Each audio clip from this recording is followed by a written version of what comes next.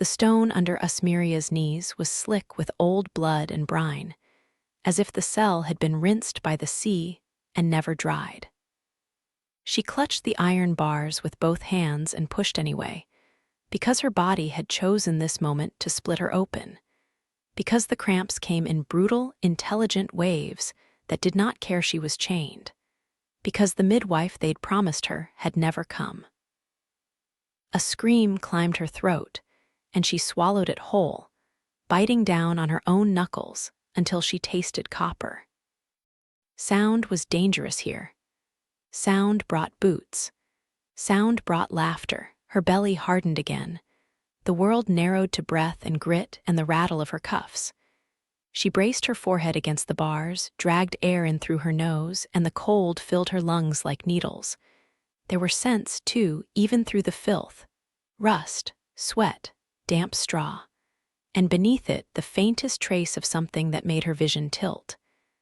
Alpha, not just any Alpha, the memory of him, Aurelian.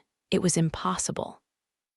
They had dragged his body through the yard 3 nights ago, a dark smear on pale snow, and they had made her watch until her knees buckled and her throat went raw. They had called him traitor. They had called her whore. They had called her Omega curse. Then they had locked her back into this cell and waited for her to die. So the scent in her head was only grief, only the ghost of a bond ripped raw. Her body was a liar. Her heart was a liar. But her womb was honest, and the child was coming whether she begged the moon or not. The next contraction hit like a blade. Asmiria shoved down, shaking, teeth clenched so hard her jaw screamed. She felt the tearing, the burning. She tasted iron. She heard herself whimper anyway. She couldn't die, not now. If she died, they would win twice. Her wrists slipped on the bars. She reached lower, fingers searching between her thighs, and found a wet crown of hair. That small, slick proof that something of Aurelian remained in the world, even if the pack had tried to grind his name into dust. "Stay," she rasped to her own belly, to the child, to anyone listening. "Stay with me, please." The cell door clanged open. Bootsteps came in slow, almost leisurely. A lantern swung, painting the walls with oil-gold light. 3 men entered. Their jackets bore the stitched sigil of the Viennate pack, a split wolf's head, mouth open in a permanent snarl. They didn't hurry, despite the blood on the floor. They didn't look at her face, not as a person looks at another person. They looked at her like she was livestock that had started birthing at an inconvenient hour. One of them wrinkled his nose. "She's nesting on stone. Pathetic." Another, older, with silver at his temples, crouched and tilted Asmiria's chin up with 2 fingers. He studied her the way you study a cracked cup you might still drink from. "Omega," he said, voice mild. "Be quiet and you'll bleed less." Asmiria tried to spit at him. The motion turned into another ragged breath as the contraction seized her. She bore down again. Her entire body arched against the chains. The lantern light blurred. For a moment she felt she was drowning, chest heaving, head full of thunder. Then there was a final wet, wrenching slide, and the emptiness afterward was so sudden she almost panicked at it. A thin, furious cry cut through the cell. Her baby. Her baby was loud enough to challenge the stone. Asmiria's vision swam. She twisted, frantic, chains biting her wrists, trying to bring the child to her chest. The older man was already reaching. "No," she croaked, the word more animal than language. He plucked the baby up with practiced hands and held him away from her, as if the child's tiny, flailing limbs might contaminate him. The infant was slick with blood and life, skin dark pink, mouth open wide, lungs strong. A boy, Aurelian's son. Miria sobbed, the sound cracking her ribs. "Give him to me." The man lifted the child closer to his own face and inhaled, his eyes narrowed. "He smells wrong." Asmiria's throat tightened. Wrong. That was the word they used for omegas who wouldn't submit, for alphas who questioned the council, for anyone who didn't fit neatly into Vianate's hungry rules. One of the younger guards stepped forward, eager. "Should we?" "Quiet," the older man snapped, and the younger alpha dropped his gaze, immediate obedience. Pack law did not require kindness, but it required hierarchy, and hierarchy was their religion. The older man turned his head slightly. "Take her." Two hands grabbed Asmiria's shoulders and slammed her back against the bars. The impact made stars burst behind her eyes.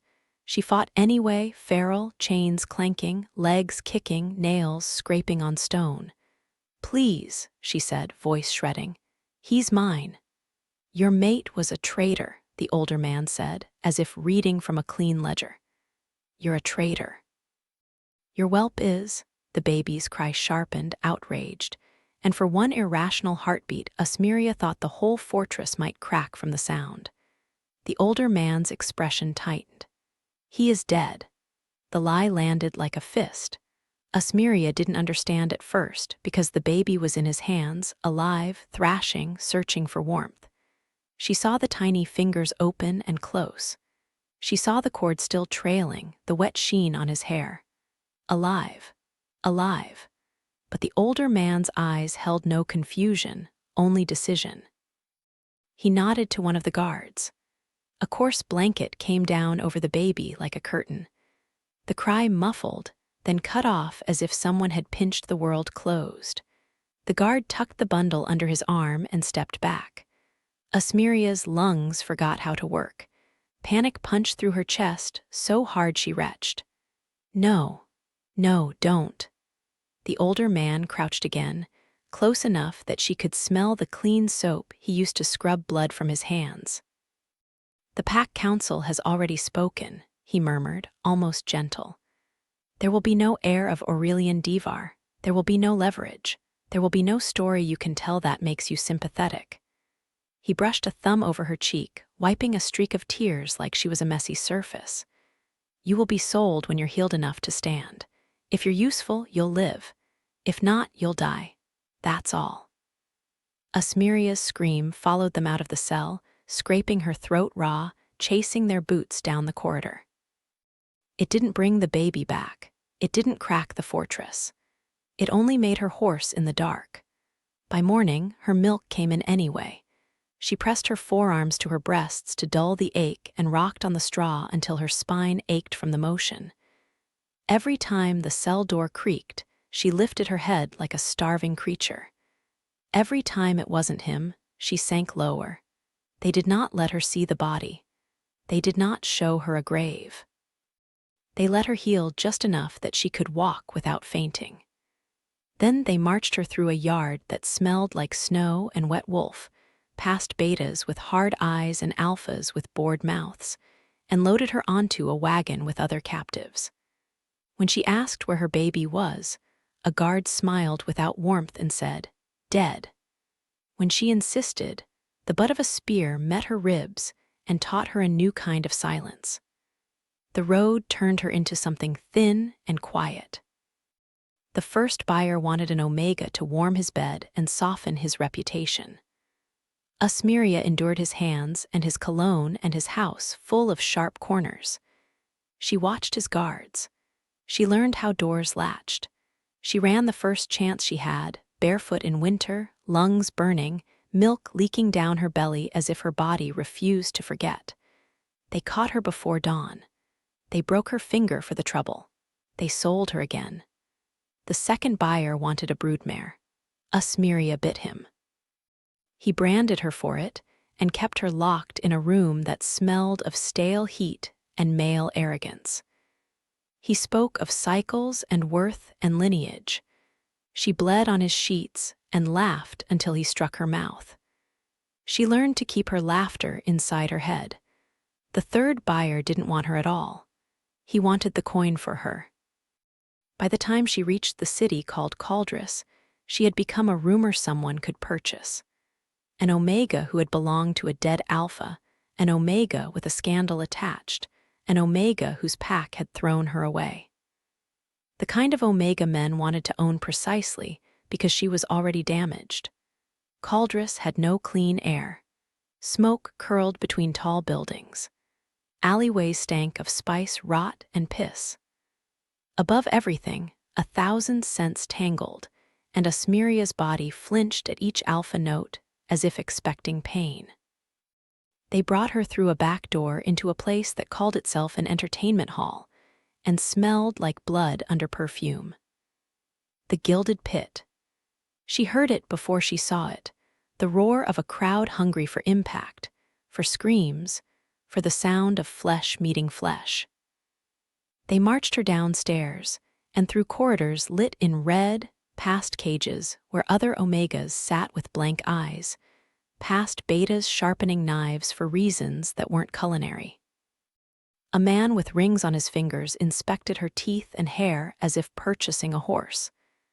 She's pretty enough, he decided. Skin will bruise well. She's not here to be pretty, the handler said. She's here to fight, the man laughed. An Omegas faint. Not this one, the handler said, and Asmiria felt the chain on her neck tug as if to remind her where her voice ended. They trained her like you train something you do not respect. They did not teach her grace. They taught her pain management. They taught her how to take a hit without losing her feet. They taught her where to aim a knee so a bigger opponent's leg would buckle. They taught her to keep her eyes open when someone threw sand in them. They fed her enough to keep her standing. They starved her enough to keep her obedient. Sometimes, late at night, when the sounds above dulled and the drunk laughter smeared into quiet, Asmiria pressed her face to the cold stone of her sleeping cage and tried to remember the weight of her baby. She did not remember his face. She had never been allowed to see him without the lantern glare and the guard hands and her own blood in her eyes. What she remembered was the sound, sharp and furious, like a promise.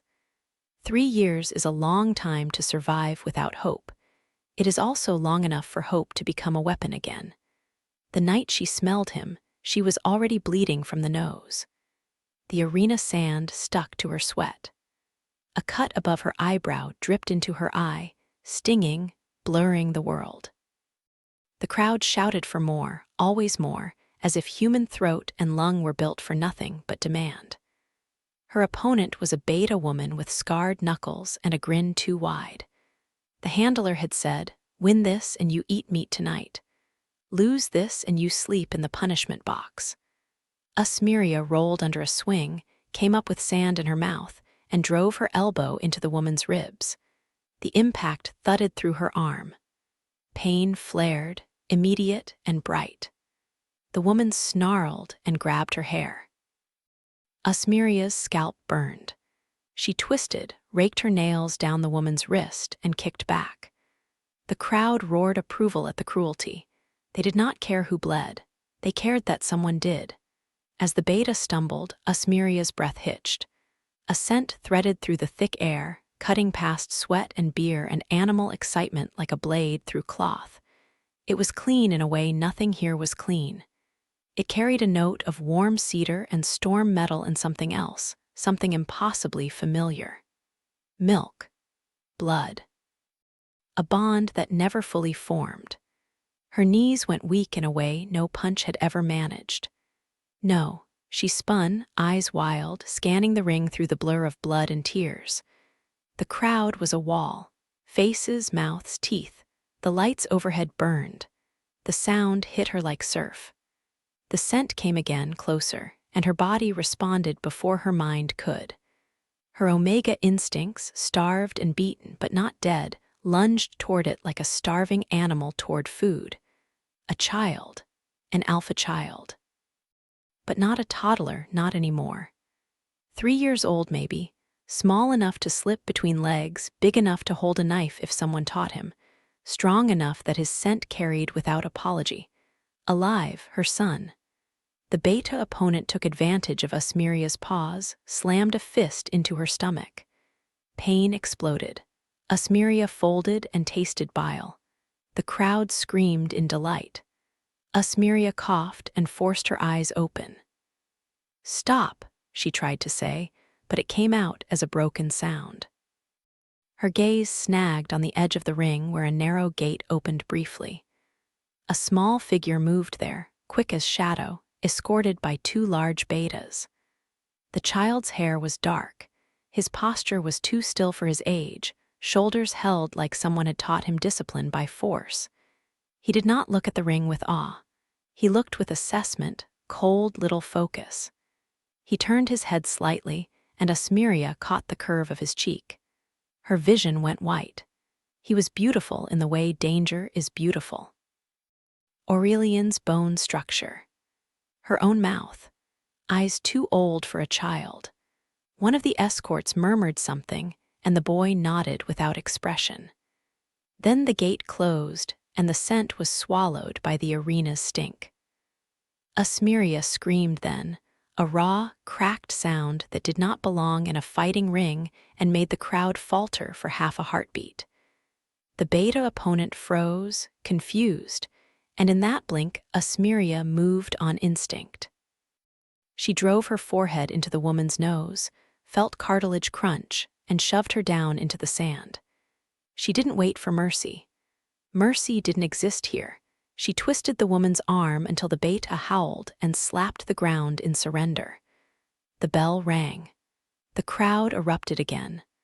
Asmiria stood over her opponent shaking, not from victory, but from the tremor of revelation ripping through her like lightning. Alive. They had lied.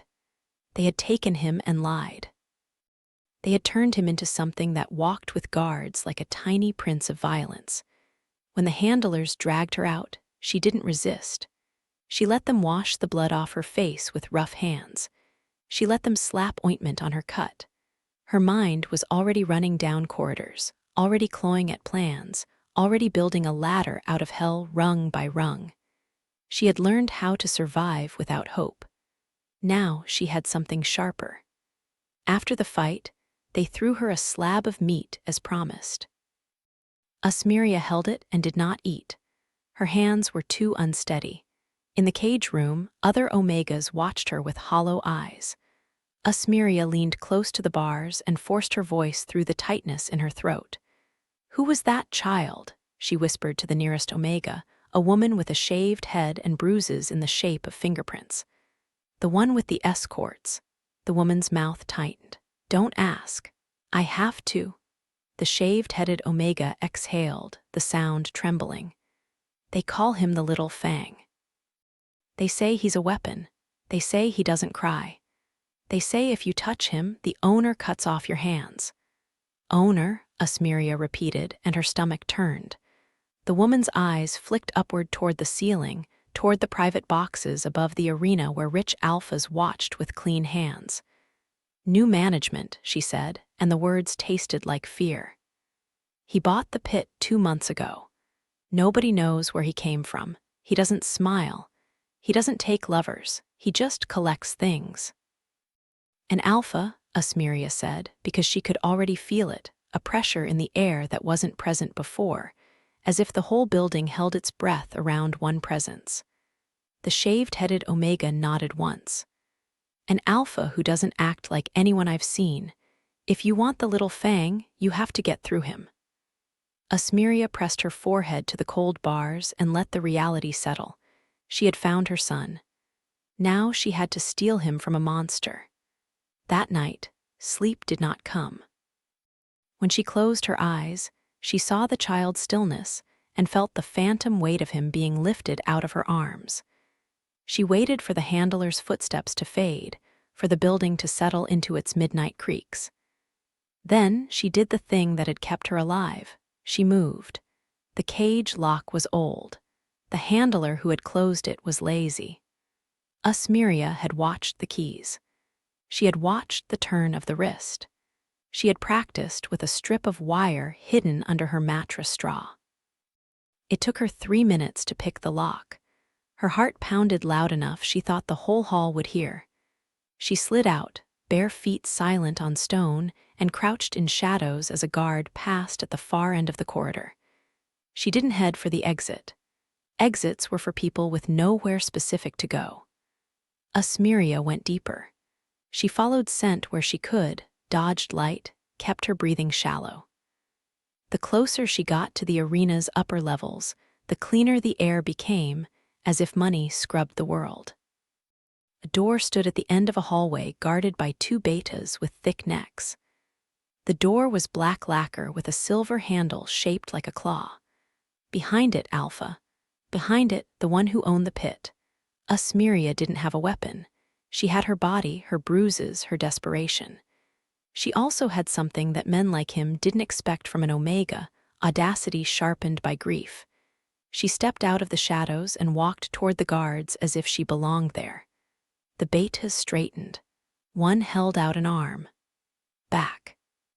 "I need to see him," Asmeria said, and her voice surprised even her with how steady it sounded. The other beta's gaze dropped to the scar on her collarbone, the brand from her second buyer. "You lost." "No." She forced herself to meet his eyes. "I'm useful." They laughed, short and contemptuous. Asmeria's hands curled into fists. "You don't know what I can offer." The first beta stepped closer, looming. "Omegas offer one thing." Asmeria swallowed bile. "Not me." The beta's laughter died. Something in her tone, maybe, or the smell of her determination cutting through her battered Omega scent, made them hesitate. Before either could move, the black door opened. The Alpha presence rolled out like a storm front, heavy and cold and undeniable. Asmeria's body reacted with humiliating immediacy, knees softening, throat tightening. Not heat, not surrender. Something older and more primal, the instinct to bow before power. A voice came from inside, low and controlled. "Let her in." The betas stepped back at once. Asmeria walked through the doorway as if her legs belonged to someone else. The room beyond was not opulent. It was clean, precise, almost austere. Dark wood. A desk with papers stacked neatly. A decanter of amber liquid untouched. The air smelled faintly of smoke and cedar, and beneath it a sharp metallic note like rain on stone. The Alpha stood near the window, hands clasped behind his back, looking down at the arena through a slit in heavy curtains. He did not turn when she entered. He was tall, built like violence that had learned manners. Dark hair brushed his collar. His shirt was black, open at the throat, showing a pale scar that cut across his clavicle like a signature. The lines of his face were severe, sculpted by hardship rather than beauty, but there was a brutal elegance to him, as if the world had tried to break him and only sharpened the edges. Asmeria's mouth went dry. His scent was wrong in the most terrifying way. It was not Aurelian's, and yet it was close enough that her heart stumbled, as if it recognized the shape of a song even when played on different strings. The Alpha turned slowly. His eyes landed on her like a blade laid gently against skin. "An Omega from the cages," he said, and there was no surprise in it, only assessment. "You fought tonight. You screamed at the wrong moment." Asmeria held her ground. "I smelled him." One eyebrow rose. "You smell many things in that pit." "The child," she insisted, and her voice cracked. She hated the weakness of it, but she could not sand down her desperation without losing herself entirely. "The little Fang, he's mine." Silence widened. The Alpha crossed the room with quiet steps and stopped a few feet away, close enough that his scent filled her head. Asmeria's body trembled. She forced her hands not to reach for him, not to claw at his shirt like a drowning woman clinging to driftwood. His gaze dropped to her throat where faint bruises lingered from old collars. His jaw tightened, almost imperceptibly, then smoothed back into cold composure. "You don't own anything here," he said softly. "I'm not asking about ownership." Asmeria's breath came shallow. "I'm asking about blood, about bond, about the lie they told me in a prison cell when they ripped him out of my arms." A flicker crossed his face at the word prison, so quick she might have imagined it. "You were Vianate."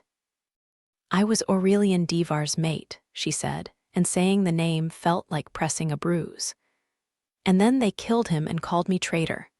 The Alpha's eyes sharpened.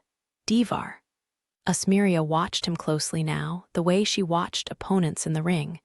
Something in his posture shifted, a microscopic tension as if she had struck a nerve. "You know him," she whispered.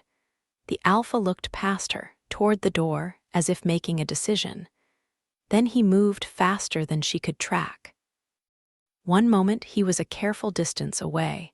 The next he had her pinned gently but completely, one hand against the wall beside her head, his body close enough that her breath caught.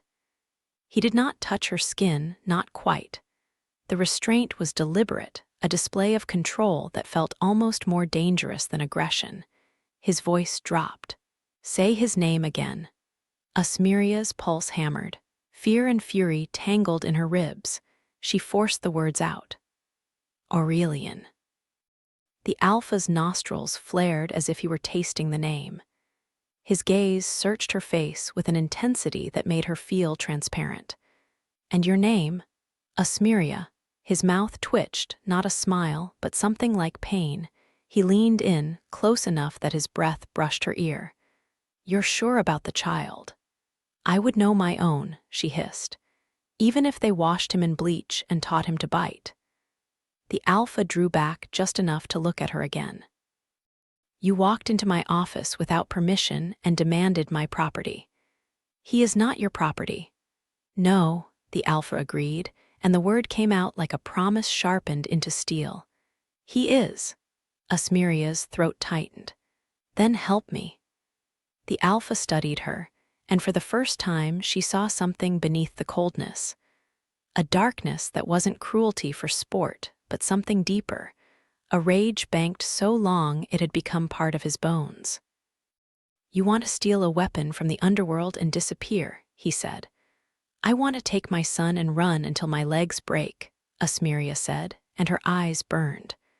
"But I'll do more if you ask it. I'll bite and bleed and fight. I will not leave him here." The alpha's gaze dropped to her mouth, to the dried blood at the corner. "You're broken." "I'm still standing."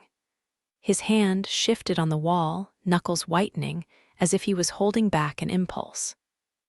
"If I help you," he said, each word measured, "you become mine." The statement landed heavy. Ownership, cage, collar, a new kind of prison. Asmiria's stomach turned. "I won't be bred, I won't be beaten." "I don't want your womb," he said, and there was a strange honesty in it. "I want your loyalty."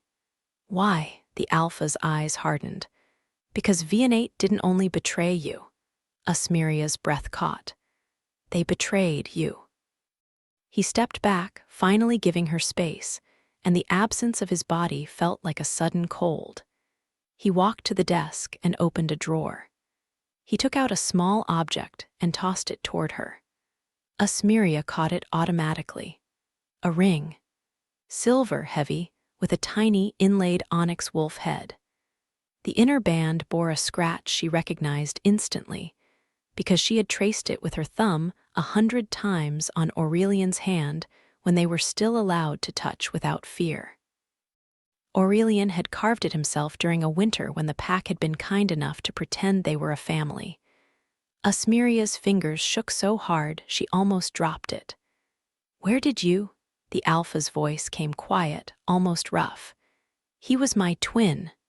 The room tilted.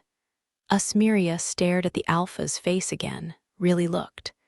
The shape of the brow, the line of the nose, the mouth that could have been Aurelian's if it had ever learned softness.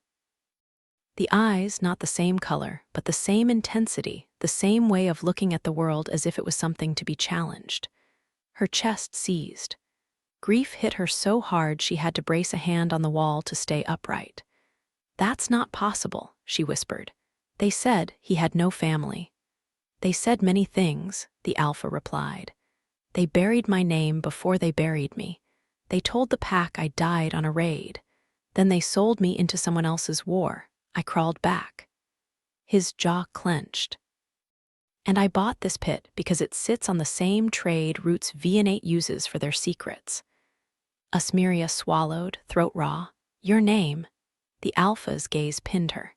"Sira's." The name fell into her like a stone into deep water, sending ripples of shock outward. Sira's Divar, Aurelian's twin, a ghost with teeth. Asmiria looked down at the ring in her palm, then back up. You have my son. Sira's expression tightened.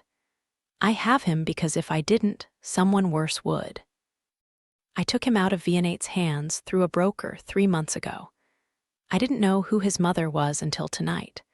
I didn't know he was your blood until I smelled you in the pit and watched you break the rules by screaming like a wounded animal in front of 1,000 strangers. Asmiria's knees went weak with relief and terror at once. You kept him alive. I kept him breathing, Sira said. Keeping him alive is not the same as keeping him safe. And you'll give him back, she said, the plea edged with steel. To me, Sira's eyes darkened. You don't understand what you're asking.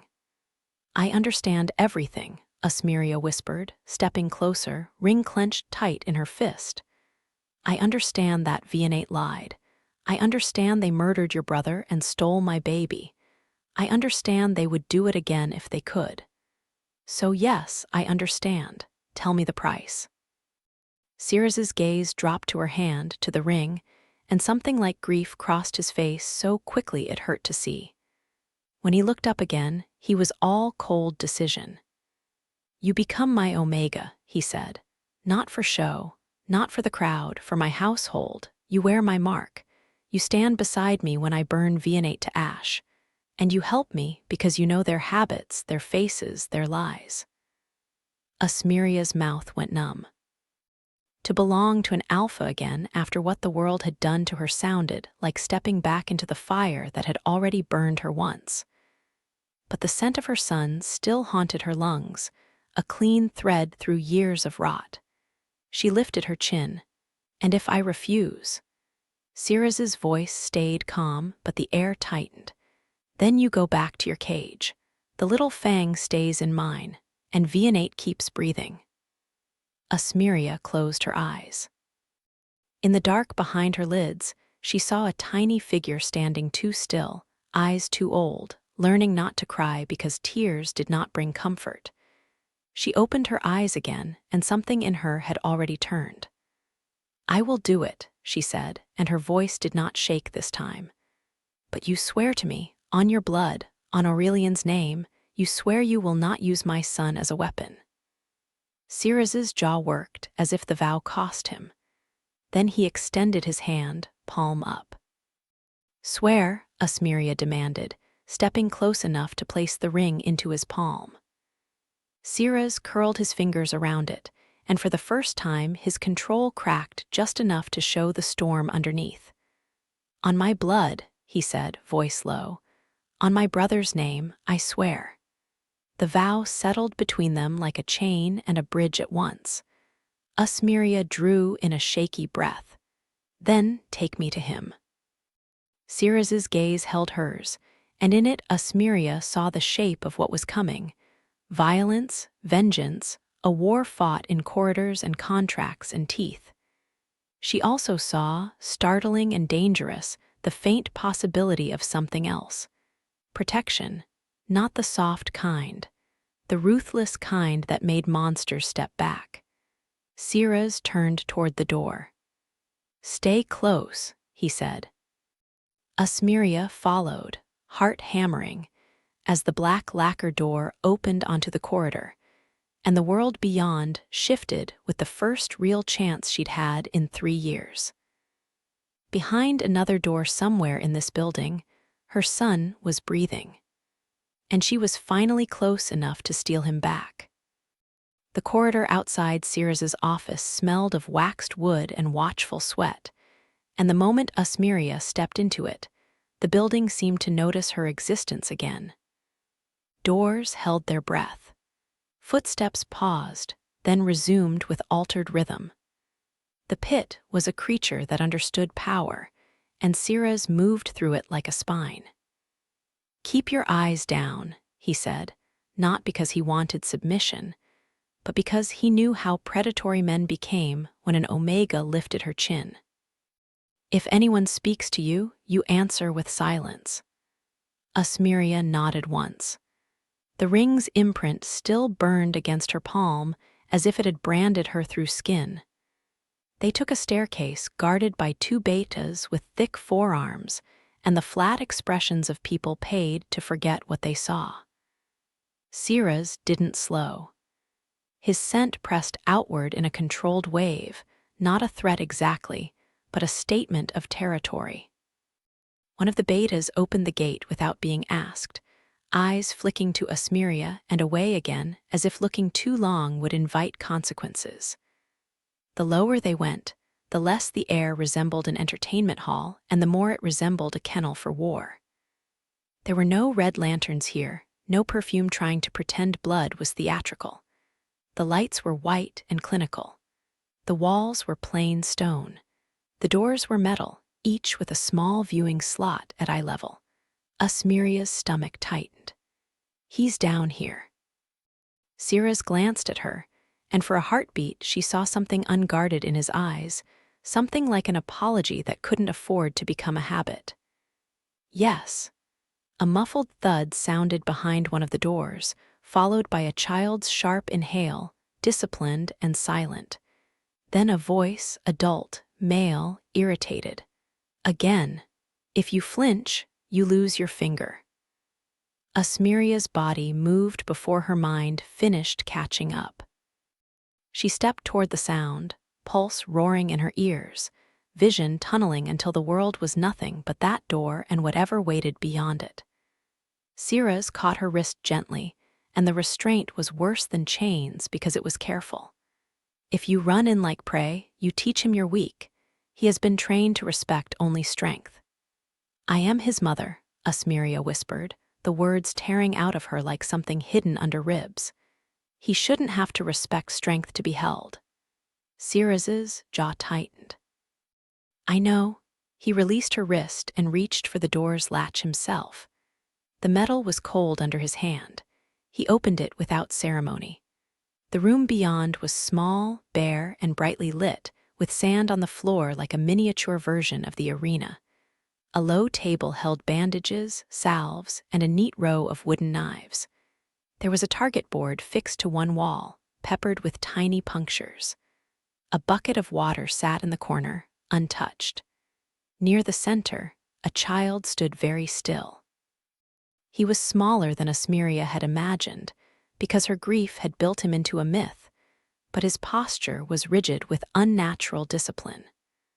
Dark hair fell into his eyes, yet he didn't lift a hand to brush it away. His shirt was plain. His feet were bare on sand. There were faint bruises on his forearms, the kind that came from repeated correction. An adult male loomed over him, a broad-shouldered beta with a shaved jaw and a whip-coiled temper. He held a thin cane like a pointer, tapping it against his own boot. The beta turned toward the door, ready to bark at an intruder, and then he saw Sira's. His face drained of color. My lord, Sira's didn't raise his voice. He didn't need to. Get out. The beta swallowed. He's scheduled for another hour. The council broker demanded. Sira's stepped forward one pace, and the room chilled.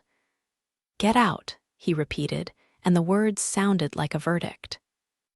The beta's eyes flicked to Asmiria, lingering with contemptful curiosity, then dropped. He backed away, bowing his head, and slipped past them. The door shut behind him with a soft click that sounded too gentle for what had been happening. For a moment, there was only the hum of the overhead light and the soft shift of sand under Asmiria's feet. The child stared at Sira's first, expression unreadable. Then his gaze slid to Asmiria. His nostrils flared in a tiny, instinctive motion. Asmiria felt it like a hook in her chest. Recognition, not conscious yet but bodily, the kind that lived in bone and blood. Her milk let down painfully, a phantom reflex that made her throat tighten with nausea and longing. She took a step forward and stopped, because her hands had begun to shake. The child's eyes narrowed, sharp and assessing, not frightened, not curious in a normal child's way, appraising as if someone had taught him that strangers were problems to solve. Sira's voice lowered. Little one. Don't, Asmiria breathed, and the word came out like a plea and a command at once. She didn't want the child introduced to her like she was a servant being assigned a role. She wanted him to find her on his own terms, to choose her with whatever freedom he still had. She crouched slowly in the sand, making herself smaller without making herself weak, the way she'd learned with cornered opponents who would bite if you moved too fast. She opened her hands, palms up, empty. "I won't hurt you," she said softly. The child didn't move. His gaze stayed locked on her throat, on the pulse there, like he'd been taught where to strike. Asmiria swallowed around the pain. I didn't know your name," she continued, because the silence was cutting her apart. "They took you before I could hold you." The child's head tilted a fraction. Siras remained behind Asmiria, not looming, not retreating, simply there like a wall that wouldn't let anyone in without paying. Asmiria let her voice become steadier, fuller, the kind that would translate in an audio recording as warmth rather than hysteria. "I smelled you in the arena," she said, "and I knew, my body knew. I've been alive for 3 years because some part of me refused to accept the lie that you were gone." The child's gaze flicked to Siras for a heartbeat, as if checking whether Siras approved of this strange Omega speaking. Siras said nothing. He simply watched, expression carved from restraint. Asmiria inched forward on her knees, sand sticking to her skin. She stopped within arm's reach, still not touching. "May I see your hand?" she asked, as if asking permission mattered in a world that had stolen him. The child's lips pressed together, and then, after a long pause, he extended one small hand. Asmiria's breath shuddered. She reached out with 2 fingers and touched his knuckles lightly, barely a brush. His skin was warm, alive, real. The child jerked his hand back as if startled by tenderness, and for a flash something fierce flickered in his eyes, anger, not at her, but at the sensation itself, as if he didn't trust softness. Asmiria didn't chase his hand. She simply nodded as if he had done something brave. "Thank you." The child stared at her, then at his own hand, as if expecting pain to follow the touch and confused when it didn't. Siras exhaled, quiet enough that only Asmiria heard it, a crack in his armor. Asmiria lifted her gaze to the child again. "They called you the Little Fang," she said. The words tasted bitter. "But that isn't a name, that's a leash." The child's shoulders tightened at the phrase, as if the leash had been pulled. Asmiria let her eyes fill without letting tears fall. She didn't want to frighten him with grief. "If you had a name before, I don't know it," she admitted. "If you choose one later, I will learn it. But for now, may I call you Nickhenner? It means victory bearer." The child's brow furrowed, processing. Then, very quietly, he spoke for the first time, voice small but controlled. "Why? Because you survived?" Asmiria thought, and the thought nearly broke her. She answered aloud with a steadiness she didn't feel. "Because you are alive. Because you carry your own victory just by breathing."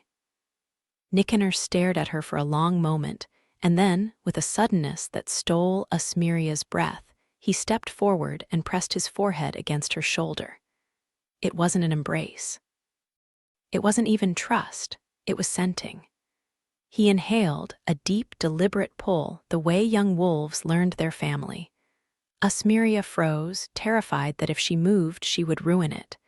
She lifted one hand slowly and rested it on his back, gentle as falling snow. Nickhenner's body trembled once, almost imperceptibly, and then he pulled away as quickly as he had come. His face returned to stillness, but his eyes had shifted. Less sharp, more lost. Siras's voice came low.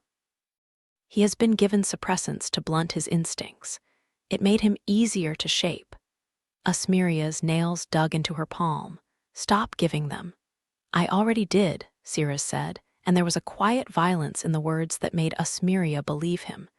"The trainer didn't know. He will not touch him again." Nickhenner turned his head toward Siras at that, gaze calculating, and then he spoke again, two words that made Asmiria's throat constrict. Stay here. He wasn't asking where Asmiria would go. He was asking whether she would leave him. Asmiria swallowed hard. No, she promised, and the vow tasted like blood and prayer.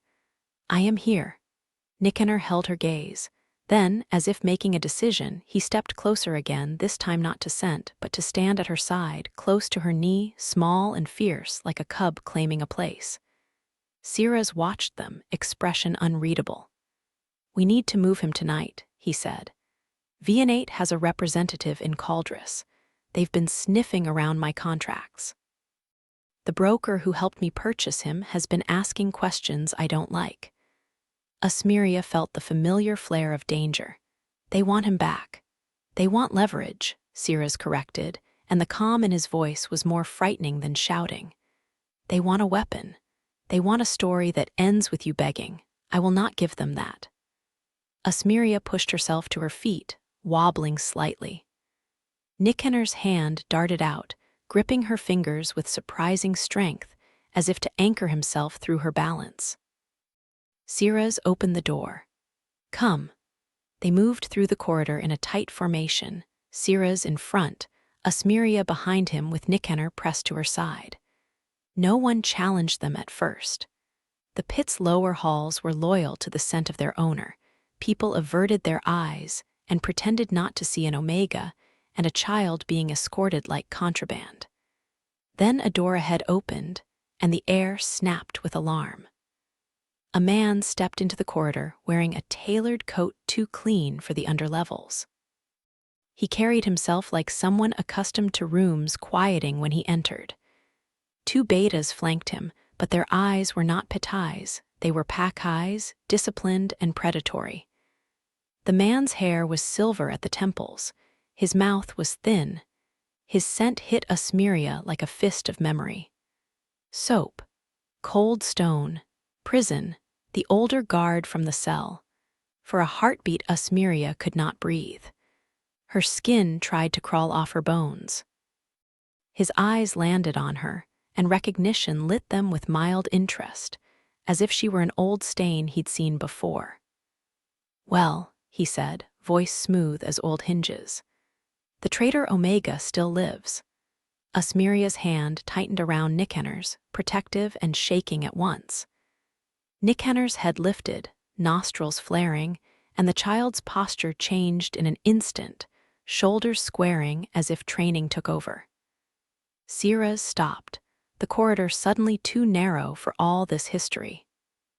Senak, Siras said, and the name was flat as a blade. Senak's gaze slid to Siras, and something wary tightened at the corners of his eyes. So the dead twin has returned. Vianate has missed you. You don't get to use that language, Siras replied.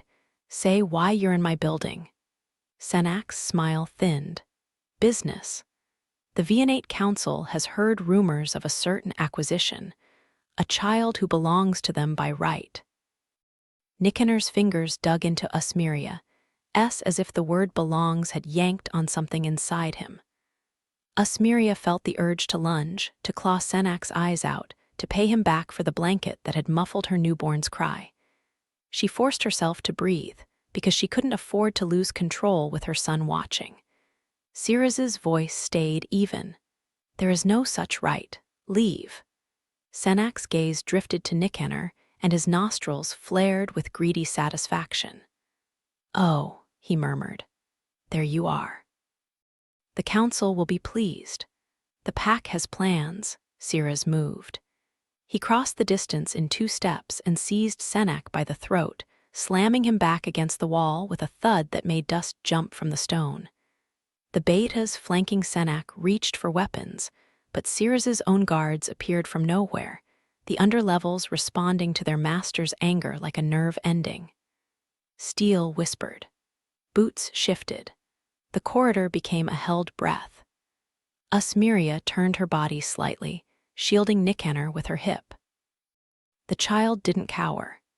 He watched Siras with a kind of stunned intensity, as if seeing the shape of real power for the first time. Siras's hand tightened. Tell your council, he said quietly. that if they step into Cauldrus again, I will mail them their teeth in a velvet box.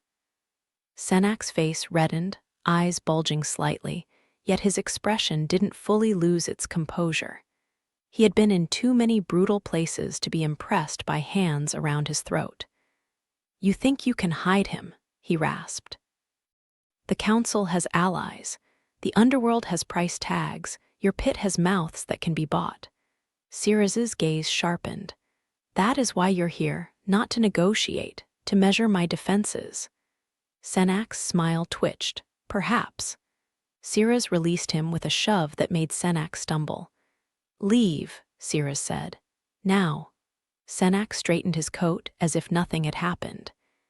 His eyes flicked to Asmiria one more time, and the mild curiosity turned into something colder. "You should have died in that cell," he said, as conversationally as discussing weather. "Your survival complicates things." Asmiria leaned forward a fraction. Her voice was low and steady. "So does yours."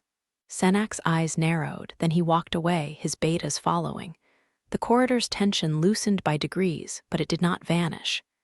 Siraz remained still for a moment, listening, scenting, thinking. Then he looked at Asmiria. "We leave the pit tonight," he said, "and we set a trap before we go." Asmiria's heart hammered. A trap for Senak. "A trap for whoever he paid," Siraz corrected. "He's right about one thing. Someone here will sell you for a handful of coin if they think I won't notice." Nicanor tugged Asmiria's hand, pulling her attention down. The child's eyes searched her face. His voice came out small. "Bad man?" "Yes," Asmiria said, and she forced her mouth into a shape that might one day become a smile in front of her son. "But we are leaving him behind." Nicanor's shoulders loosened by a hair. "Together," the word cracked something in Asmiria's chest. "Together," she promised. They didn't pack luggage. They packed evidence. Siraz brought Asmiria into a secure room behind his office, a hidden chamber lined with filing cabinets and ledgers wrapped in oilcloth. The air smelled of ink and secrets. He pulled out documents and maps, tapped certain routes with his finger, marked names with a pencil stroke that felt like a death sentence. Asmiria watched, learning the shape of his war. "You built this for Viennate." "I built it because they taught me what happens when you don't," Siraz said. He paused, gaze flicking to Nicanor, who sat on a rug with a wooden knife in his lap, watching everything with silent vigilance. "And because I don't intend to raise a child on a leash." Nicanor's eyes lifted at the word child as if unsure it applied to him. Asmiria crouched beside him, smoothing a hand gently over his hair. He stiffened at the touch, then allowed it, like a soldier permitting a bandage. Siraz spoke again, voice controlled. "Senak's appearance tells me Viennate knows too much. Someone leaked the purchase. That broker I used is either frightened or paid. If we walk out the front door, we risk an ambush." Asmiria looked up. "Then how do we leave?" Siraz's mouth curved in something that wasn't humor. "Like thieves in our own house." He called in two of his most trusted people, a wiry beta named Corvina with ink-stained fingers and a narrow-eyed gamma named Thalestri who moved like a shadow. They didn't ask why, they listened, absorbed, and executed. Corvina brought 3 cloaks and small vials. "Scent dulling," she said, handing one to Asmiria. "It won't hide an omega from a determined alpha, but it will make you harder to track in a crowded street." Asmiria hesitated with the vial between her fingers because she'd lived too long at the mercy of what people put into her body. Siraz noticed. "I won't force it," he said. Asmiria looked at Nicanor, at the bruises he wasn't meant to have, and made herself swallow the bitterness. "I'll take it." Nicanor watched her drink, then held out his own small hand when Corvina offered him a diluted dose. He took it without complaint, as if compliance had become safer than choice. The thought made Asmiria's eyes burn. She leaned close to his ear. "You can say no to me," she whispered. "You can say no any time. It matters." Nick Henner stared at her, trying to understand a world where no could exist without punishment. He didn't answer, but his fingers tightened around hers once, a tiny pressure that felt like a beginning. They moved at the hour when the pit's upper halls were loudest, when the crowd's drunken roar could cover the sound of doors opening below. Thalestry led them through service passages, narrow and damp, that smelled of ash and old spilled ale. Siras carried Nick Henner at one point when the child's legs began to tremble from holding himself rigid too long, and the simplicity of the gesture made Asmiria's throat ache. Nick Henner didn't relax in Siras's arms, but he didn't fight either. His gaze stayed fixed on Siras's face, studying, as if trying to decide whether this alpha was danger or shelter. They reached a back exit that opened into an alley behind the hall, the city's smoke curling between brick walls. A cart waited, plain and dirty, its driver hunched under a hood. Corvina stood beside it, hand on a concealed weapon. "Two tails," she murmured. "One roofline, one street level." Siras's eyes flicked upward, then toward the street mouth. "Of course." Asmiria's blood turned cold. "They followed us." "They were waiting for us," Siras corrected. He looked at Thalestry. "The trap is sprung." Thalestry vanished into the darkness without a sound. Siras turned to Asmiria. "Get in the cart. Cover him," he said, and the command was tight with urgency. Asmiria climbed into the cart's bed, pulling Nick Henner with her under a tarp that smelled of grain. She wrapped her cloak around him, arms forming a nest the world didn't deserve. Nick Henner's body went stiff, then he pressed his forehead against her collarbone again, scenting for reassurance like it was a language he'd only just found. Footsteps approached, quick and confident. A man's voice drifted into the alley. "Lord Siras. Leaving so soon?" Siras's voice was polite in a way that chilled the blood. "Orsic, you're out of position." Orsic. The name rang with warning. One of Siras's guards, Asmiria realized with a sharp twist in her gut. The leak. Orsic stepped into view, and even from under the tarp, Asmiria caught the silhouette of a broad-shouldered beta with a short blade in hand. Two others flanked him, both carrying crossbows. "I was paid to be exactly where I am," Orsic replied, and his tone held the smugness of someone who believed he'd chosen the winning side. "The council offered enough to buy a life outside this pit, outside your shadow." Siras chuckled once, and the sound held no warmth. "You think Viennate buys lives, they buy bodies, they rent souls." "You're not a councilman," Orsic snapped. "You're a ghost with a fancy title. You don't own Caldris. You don't own the pit without men like me." Siras's voice lowered. "And you don't breathe without forgetting who let you." A crossbow twanged. The bolt struck the cart's side with a hard thunk, making Nick Henner flinch violently. Asmiria clamped her arms tighter around him, swallowing a sob of rage. Siras moved. There was the sound of a body hitting brick, a grunt cut off, then steel scraping against steel. Orsic cursed. Another bolt fired, missing, splintering wood. Corvina swore and lunged, blade flashing. Asmiria forced herself to stay low, to keep Nick Henner covered, even though every instinct screamed to jump out and claw. The street-level air filled with the sharpness of blood, and Siras's scent surged, a storm breaking its leash. Nick Henner's fingers dug into Asmiria's arm. He didn't cry, he didn't even whimper. His eyes were wide and bright with the kind of terror that had been trained not to show itself. "Look at me," Asmiria whispered, pressing her mouth to his hair. "You're safe, you're safe, you're safe." She didn't know if it was true yet. She said it anyway, because words could be spells when you had nothing else. A final thud sounded, heavy and decisive. Silence followed, broken only by distant city noise and the rasp of Siras's breath. The tarp lifted. Siras's face was splattered with blood that wasn't his. His eyes were very calm, which was more frightening than fury. He offered Asmiria a hand to help her down. Corvina stood nearby, wiping her blade on Orsik's coat. Orsik lay crumpled against the wall, alive but unconscious, bound with his own belt. "Roofline?" Siras asked. Thalestri appeared from above like a shadow falling into a body. "Gone," she said. "I broke his wrist. He won't be climbing anything for a while." Siras nodded once. "Good." Asmiria looked at Orsik, nausea twisting through her. "He would have sold us." "He tried," Siras corrected, and the difference mattered. It meant the attempt had failed. Siras crouched in front of Nicanor, bringing his gaze level with the child S.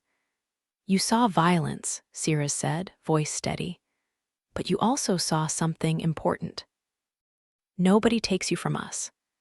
Nicanor's eyes flicked to Asmiria, then back to Siras. "Us," he repeated, uncertain. "Yes," Siras said simply.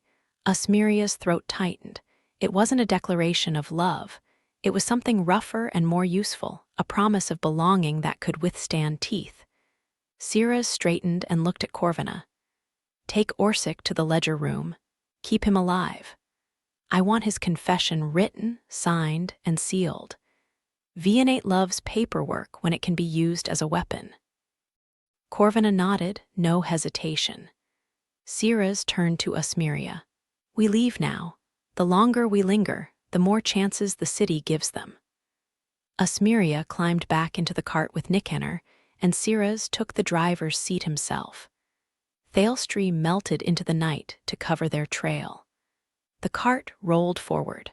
Caldrus swallowed them in smoke and noise and in different streets, but the scent dulling and the chaos of the hour did its job. They moved through crowded market lanes where vendors shouted and drunk patrons stumbled, where nobody looked twice at a cloaked alpha with an ordinary cart. Asmiria kept Nicanor tucked close under the tarp, whispering small, steady truths into his hair whenever his body tensed. "We're moving," she murmured. "That bump was a stone. That sound was a bell. That smell is bread. You're doing well." Nicanor listened like a starving creature, absorbing each mundane detail as if it were a new kind of training.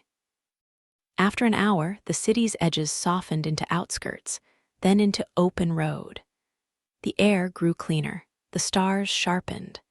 Siras drove without pause until they reached a secluded estate tucked into a grove of dark cypress, the kind of place built not for show, but for defense. Lanterns were hooded. Gates opened with whispered codes. Guards bowed their heads to Siras with genuine respect, not fear-fed compliance. Inside, the house was warm. Warmth hit Asmiria like a blow. She had forgotten it could exist without a price tag. A healer arrived, an elderly Omega named Erythine with calm hands and eyes like winter sunlight. She examined Nicanor gently, checked bruises, listened to his heartbeat, and said nothing cruel, nothing impatient. When Nicanor stiffened, she didn't scold him. She waited until his body decided stillness was safe. "He's malnourished," Erythine said quietly to Siras and Asmiria. "Not starving, but kept lean. It helps trainers." A hungry child learns faster. Asmiria's vision blurred with rage. Siras's hand curled into a fist at his side. Erythine continued, voice practical. "He has been given suppressants, as you suspected. I can help his system flush them. He will have mood swings, night terrors, instinct flares. He may bite." Asmiria nodded, swallowing hard. "Let him bite me." Siras's eyes flicked to her sharp. "I mean it," Asmiria said, meeting his gaze. "If biting is how he proves something is real, I can endure it. I've endured worse." Siras's voice came low. "You don't need to prove your worth by bleeding."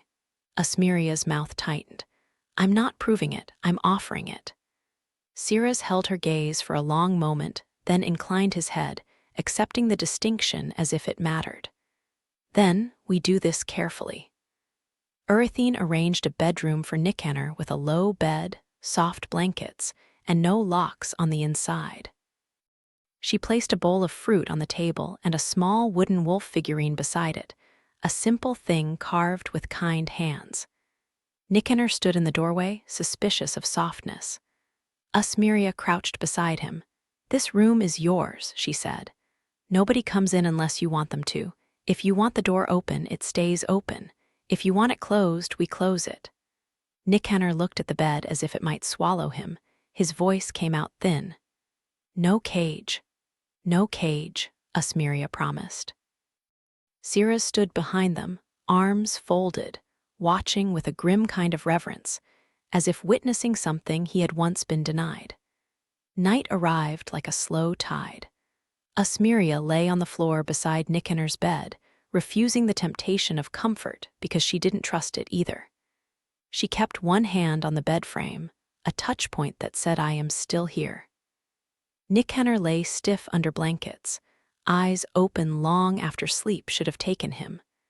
When the first nightmare came, it didn't arrive with crying. It arrived with silence and violence. Nicanor's body jerked upright, breath snapping in, eyes wide and unfocused. He launched himself off the bed without sound, landing in a crouch, wooden knife in hand like he'd been taught. His gaze darted to the door, then to the window, calculating escape routes in the dark. Asmiria sat up slowly, keeping her movements deliberate. "Nicanor," she whispered, "it's me." His eyes landed on her, and for a heartbeat he didn't seem to know what she was. Then his nostrils flared, and his shoulders shook once, a tiny crack in the trained stillness. He moved toward her fast, and Asmiria braced for a strike. Instead, he grabbed her wrist and bit down. Pain flared, sharp and immediate, teeth sinking into skin. Asmiria hissed, but she didn't yank away. She let him hold on, let him test reality the only way he knew. Siras appeared in the doorway like a summoned storm, eyes blazing, ready to intervene. Asmiria lifted her free hand towards Siras in a silent stop. "It's okay," she whispered through clenched teeth. He's anchoring." Nicanor's jaw trembled. Then he released her wrist and stared at the bite mark as if startled by what he'd done. Asmiria cupped his cheek gently. "You're safe," she said. "You don't need to fight in your sleep anymore." Nicanor's lower lip wobbled once, barely visible. He swallowed hard, and his voice came out broken on the edge of something childlike. "Hurt you?" "Yes," Asmiria admitted softly. "But I'm still here." He stared at her, then leaned forward and pressed his forehead to hers, a small, fierce gesture.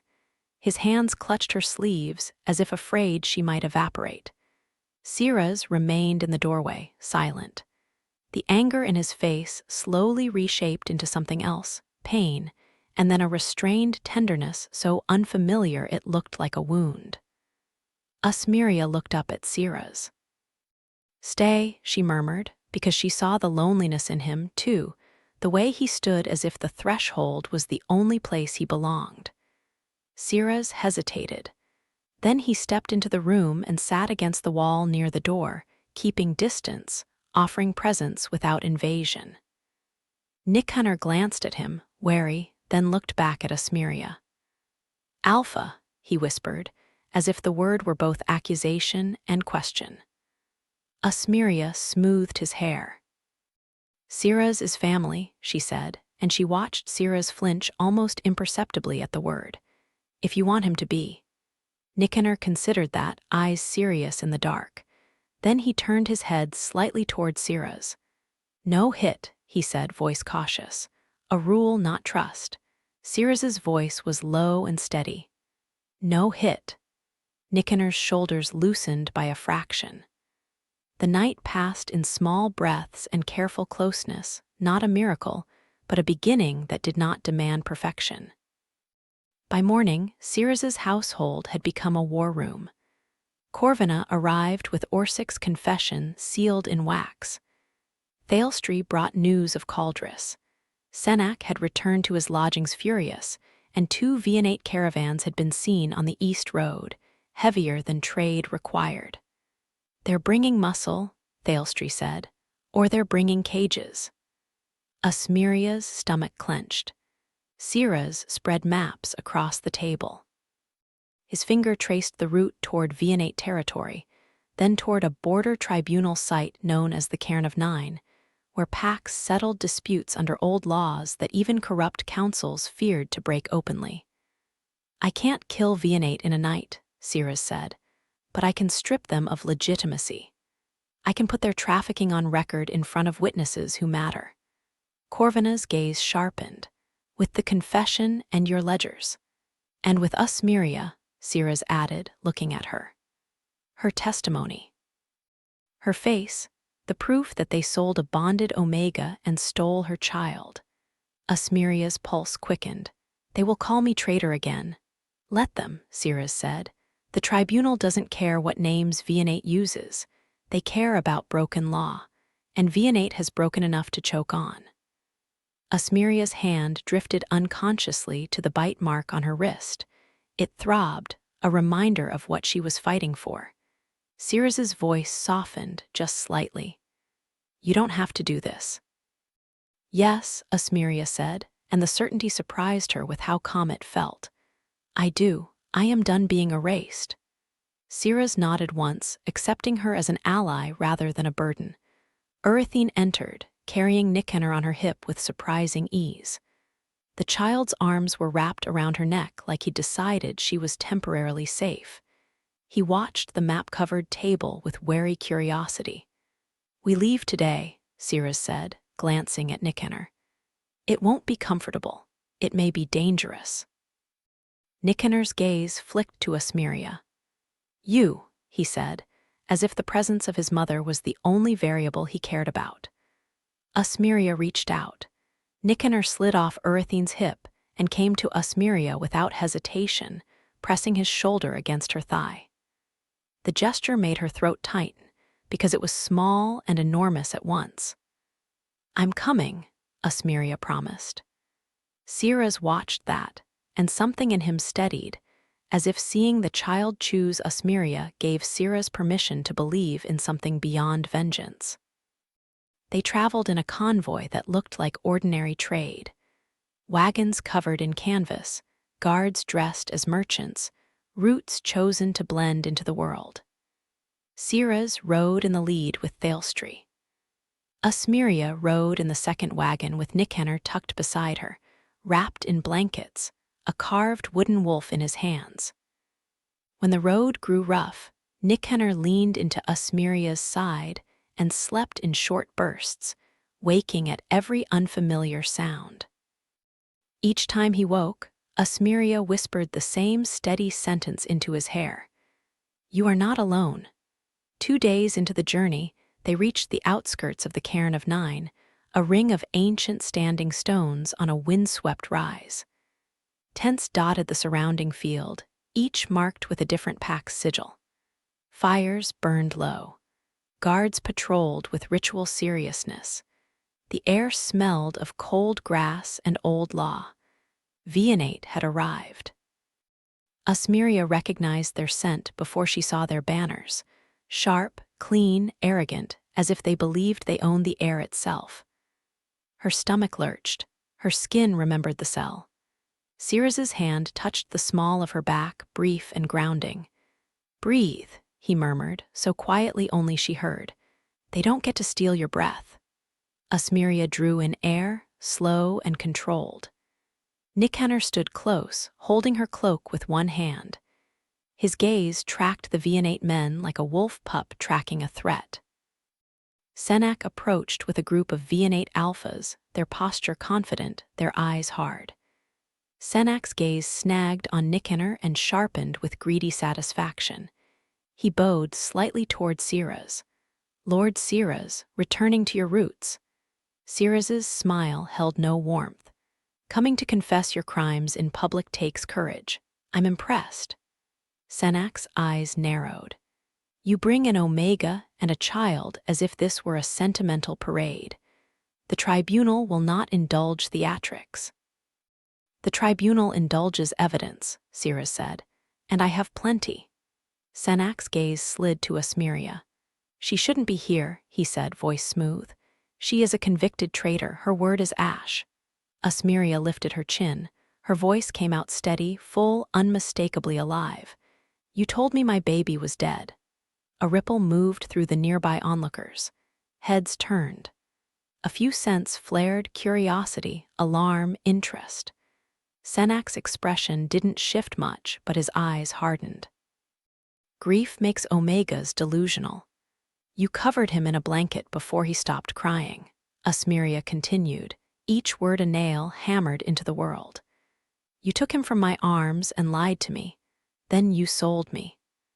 A few alphas nearby stiffened, scenting the truth in her agitation, in the way her body held itself. It wasn't proof yet, but it was the kind of accusation that couldn't be easily laughed away. Siraz stepped forward slightly, aligning himself with her in a way that made the air change. If Vianate believes her delusional, he said, they should have no fear of testimony, unless they know it will match my ledgers. Senak's gaze flicked to Siraz's guards, then to the standing stones where tribunal officials began to assemble. He forced a thin smile. We will see.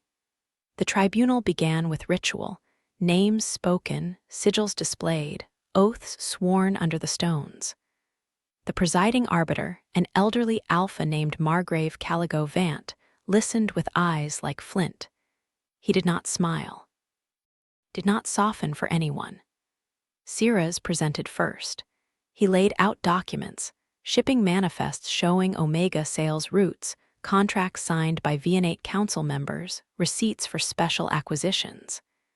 He produced Orsik's confession, sealed and witnessed. He spoke with calm precision, not theatrical rage, and the steadiness made it impossible to dismiss him as a vengeful underworld lord. Then Asmiria stepped forward. The wind tugged at her cloak. The standing stones loomed like ancient teeth. The Vianate alphas watched her with contempt, with calculation, with the old certainty that an Omega speaking was a nuisance rather than a threat.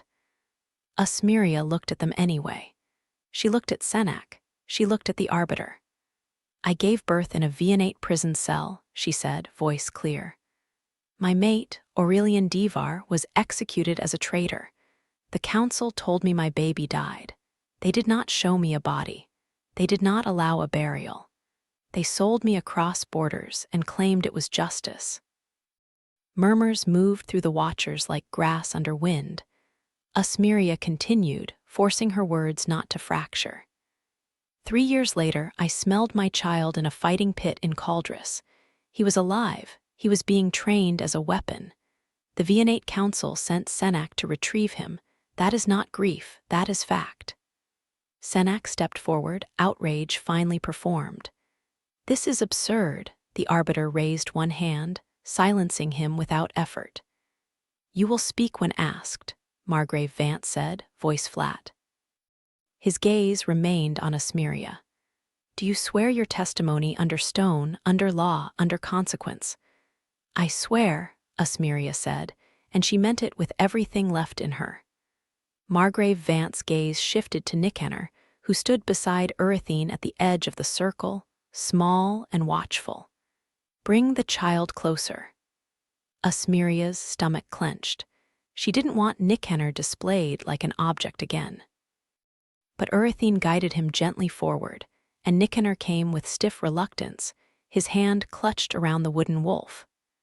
Margrave Vant crouched slightly, bringing his gaze level with the child's. What is your name? Nicanor stared at him, silent.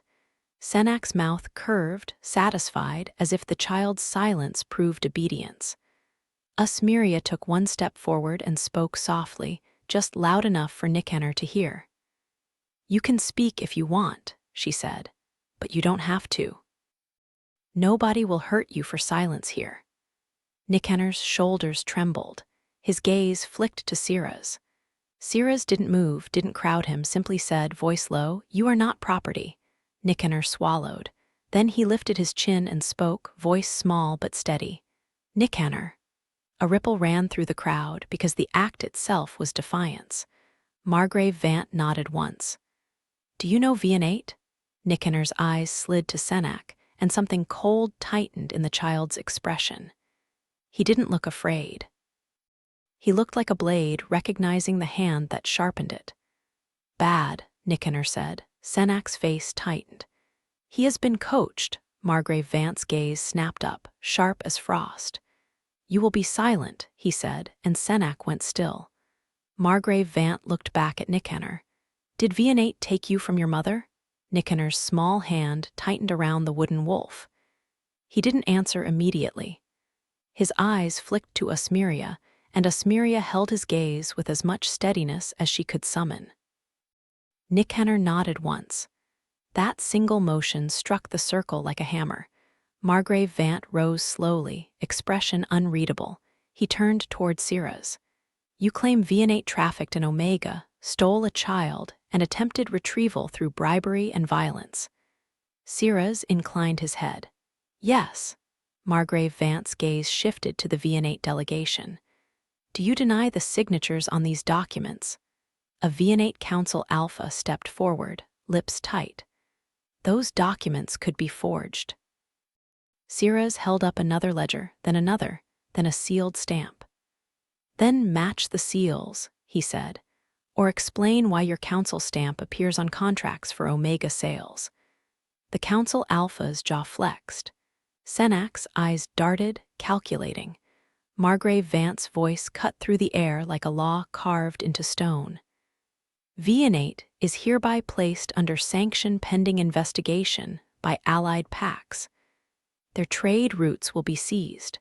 Their council members will be detained for questioning. Any attempt at retaliation will be met as an act of war." For a heartbeat, the world went quiet. Then the field erupted in movement, guards stepping forward, banners shifting, messengers running. Vianate Alphas bared teeth, anger flaring, but they were suddenly outnumbered by packs who had waited years for a reason to act without becoming villains themselves.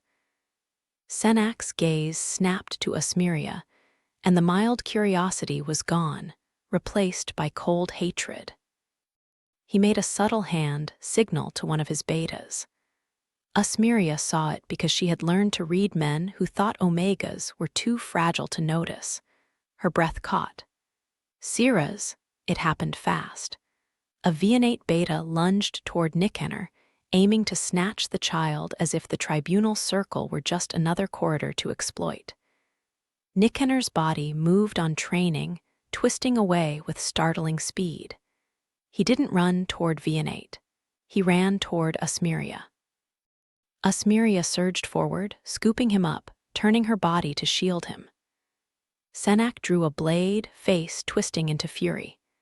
"Give him." Siraz stepped between them, and the air itself seemed to recoil. The blade never reached Asmiria. Thalestri struck from the side, knocking Senak's wrist aside. Corvina and Siraz's guards closed in. The tribunal's allied guards surged forward as well, and within seconds Senak was pinned to the ground, blade kicked away, his arms bound behind him. He thrashed once, then stilled, breathing hard. His eyes burned up at Asmiria. "You should have died," he spat. Asmiria's voice came out low and unwavering. "You should have been kinder."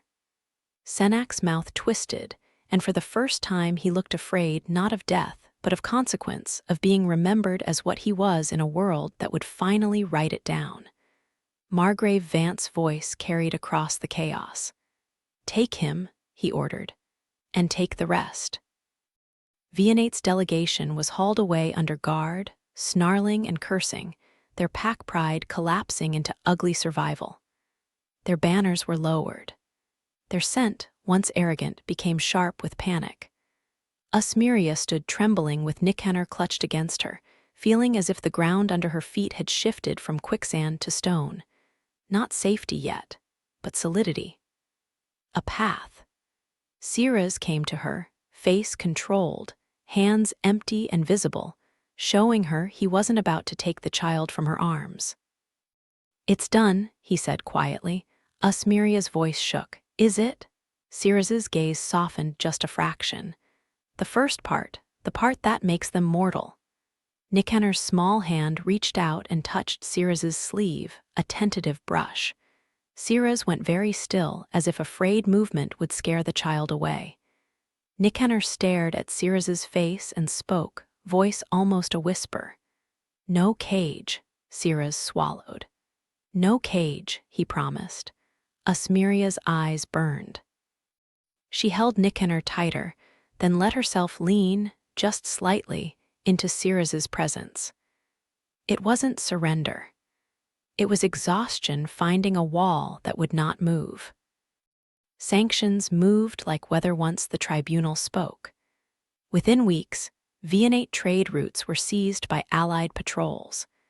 Their council members were interrogated. Hidden accounts were frozen.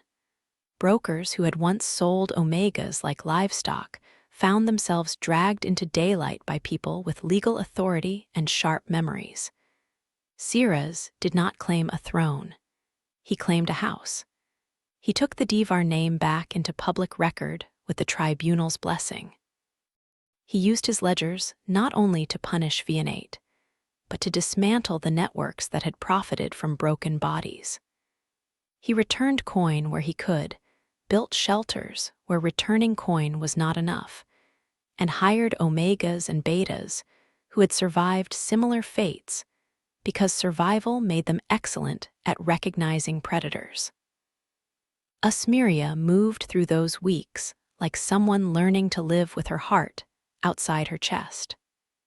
She stayed close to Nicanor, helping him adjust to food that came without bargaining, to doors that didn't lock him in, to hands that did not strike. He had setbacks. Nightmares still came. Sometimes he went rigid when footsteps approached. Sometimes he hid under tables with the wooden wolf clenched in his fists. Each time, Asmiria went to him and waited. She did not drag him out. She did not punish fear. She became predictable, a steady star. Siraz did the same in his own way. He never demanded Nicanor's affection. He offered presence, structure, and honest rules. When Nicanor threw a wooden knife in anger and it struck a wall with a sharp thunk, Siraz didn't shout. He knelt, retrieved it, and placed it back on the table. "We don't aim at people in this house," Siraz said, voice calm. Nicanor glared up at him. "Why?" "Because this house is for keeping," Siraz answered. "Not for breaking." The phrase lodged in Nicanor like a seed. One evening, as the sky turned the color of bruised lavender, Siraz found Asmiria on a veranda overlooking a garden he'd begun to restore. Nicanor slept inside, curled around the wooden wolf like it was a heartbeat. Asmiria stood with her arms wrapped around herself, feeling wind slide over skin. Siraz approached quietly and stopped beside her without crowding. "You saved him," Asmiria said, voice soft. "Even before you knew me." Siraz's gaze stayed on the horizon. "I saved him because I couldn't save my brother." Asmiria's throat tightened. "Aurelian would have." "Don't," Siraz murmured, and the word held an ache. "I don't need a saint's shadow. I need to be enough in my own skin." Asmiria turned toward him. His profile was severe in the fading light, but there was fatigue there too, lines carved by years of holding rage like a blade pointed inward. "You asked for a price," Asmiria said slowly. "You said I would become your Omega." Siraz's eyes slid to hers, guarded. "I did," Asmiria's heart pounded. She remembered collars, cages, hands that treated her body like an object. The word Omega had been used as a chain for so long that it was hard to imagine it as anything else.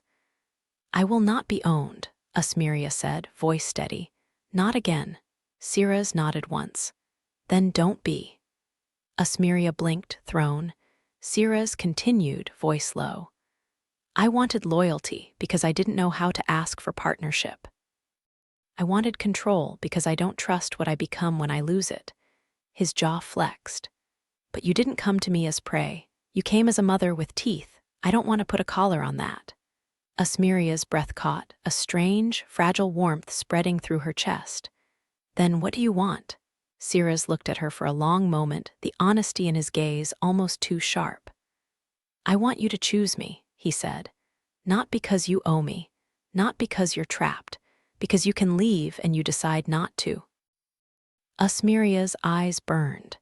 She stepped closer, close enough to feel his heat without touching.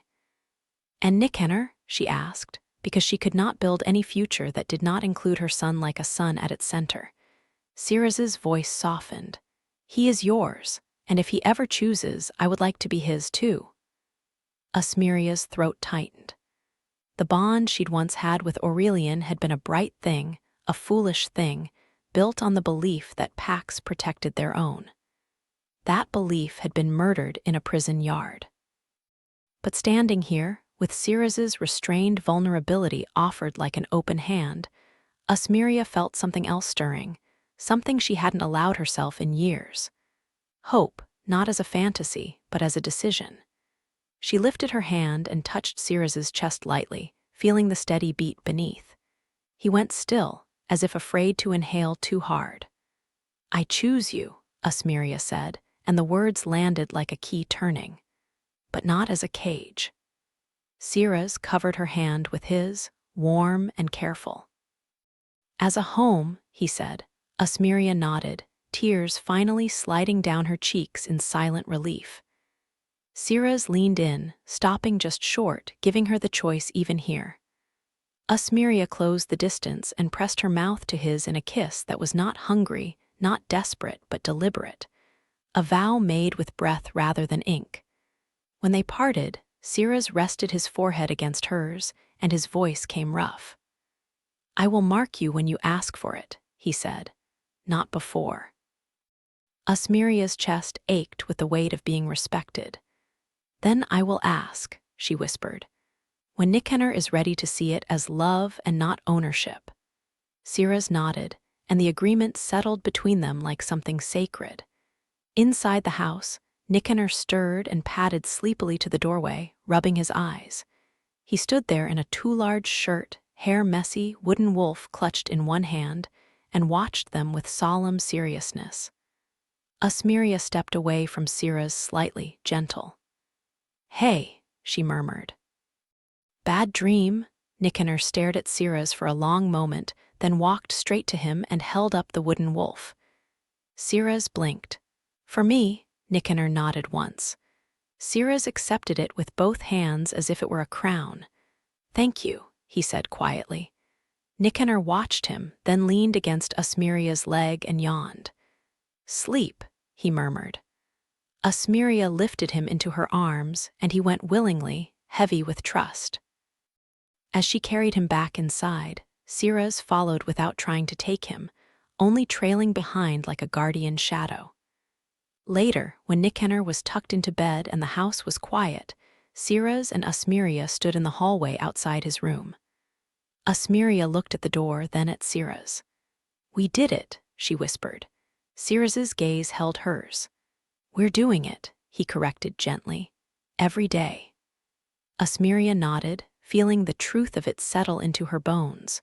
The war had not been a single battle. It was rebuilding, brick by brick, breath by breath. But the most impossible part, the part that had been stolen in a prison cell, was hers again. Her son was alive. Her son was safe. And the alpha beside her, dark and scarred and real, did not ask her to shrink to fit his world. He was building one large enough for all three of them.